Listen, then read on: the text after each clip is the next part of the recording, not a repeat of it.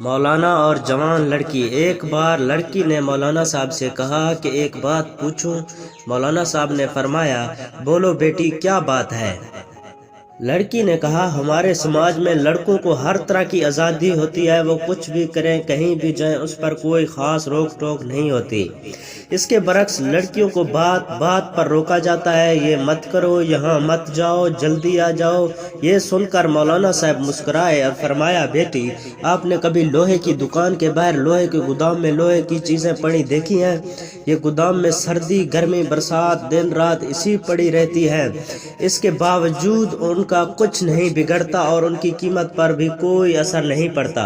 लड़कों की कुछ इस तरह की हैसियत है समाज में। अब आप चलो एक सुनार की दुकान में, एक बड़ी तिजोरी, उसमें एक छोटी तिजोरी, उसमें रखी छोटी सुंदर सी डब्बी में रेशम पर नजाकत से रखा चमकता हीरा। इस सुनार जानता है कि अगर हीरे में जरा भी खराश आ गई तो उसकी कोई कीमत नहीं रहेगी।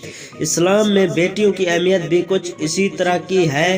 पूरे घर को रोशन करती झुलमिलाते हीरे की तरह, जरा सी खराश से उसके और उसके घर वालों के पास कुछ नहीं बचता। बस यही फर्क है लड़कों और लड़कियों में।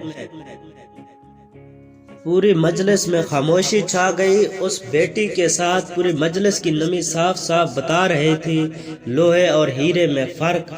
आपसे इल्तिजा है कि ये पैगाम अपनी बेटियों बहनों को ज़रूर सुनाएं, दिखाएं और पढ़ाएं। उम्मीद करता हूँ आपको मेरी वीडियो अच्छी लगी है। इसे लाइक करें और मेरे चैनल को सब्सक्राइब ज़रूर कीजिएगा। जज़ाकल्लाह।